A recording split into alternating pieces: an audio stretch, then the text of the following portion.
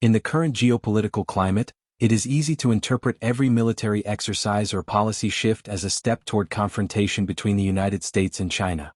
However, a closer analysis suggests that the likelihood of a direct military conflict remains low, not because either side lacks the will, but because the risks and uncertainties are too high. The balance of military power has undergone a quiet transformation.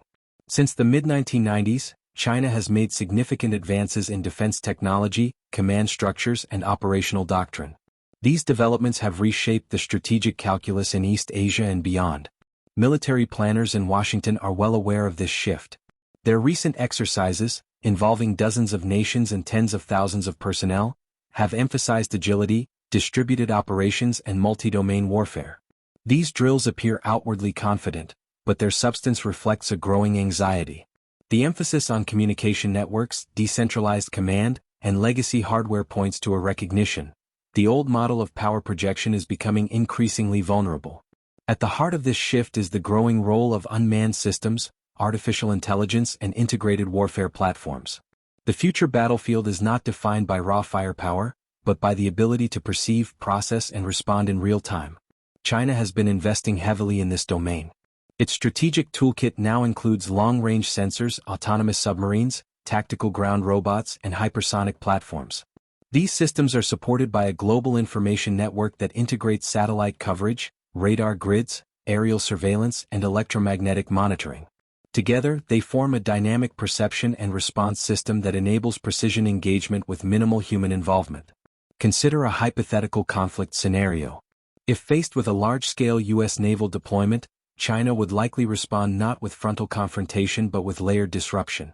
Satellite communications could be jammed or disabled.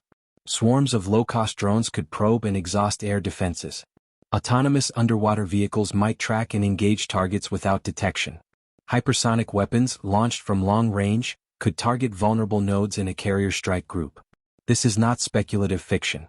It reflects ongoing military research, doctrinal shifts, and deployments observable in defense white papers and international arms expos. More importantly, it points to a structural asymmetry.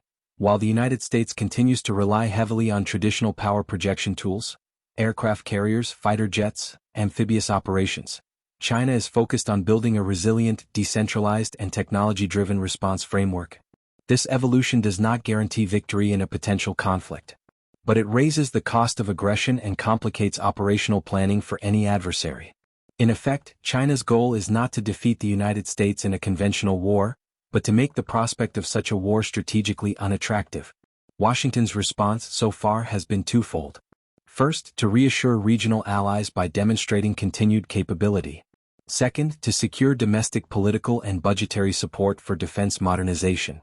Large-scale exercises serve both purposes, but their strategic value may be limited if the underlying military doctrine does not adapt to emerging realities. The United States remains a formidable global power. Its defense industry, technological base, and alliance network are unparalleled. But its ability to dominate in a future conflict depends on how quickly it can shift from legacy systems to intelligent warfare. In contrast, China is betting that its systemic approach, based on autonomy, data integration, and information dominance, will allow it to shape the battlefield without firing a shot. That said, military superiority alone does not guarantee peace. The risk of conflict often lies not in capability but in perception. Misreading intentions, misjudging thresholds, or reacting impulsively to provocations could still trigger confrontation. Strategic composure and communication are therefore as important as deterrence. The lessons of history are clear. Major powers do not always lose in battle. Sometimes they fall behind in technology, doctrine, or rhythm. British naval supremacy ended not with defeat at sea, but with the rise of air power and the aircraft carrier. Today, the United States faces a similar inflection point. The emerging paradigm favors those who can think in systems, not just in weapons. Power lies not in the size of one's arsenal, but in the speed, precision, and integration of one's response. It lies in deterring conflict, not provoking it. In this environment, the greatest strategic advantage is not overwhelming force, but the ability to make war irrational for any opponent. This is the direction in which China appears to be moving, not to challenge the United States in open battle, but to render such a battle obsolete. If there is to be a victory, it will not be won on the battlefield, but in the steady accumulation of technological edge, strategic patience, and systemic resilience. Time may well favor the side that builds quietly, adapts consistently, and stays calm in the face of provocation.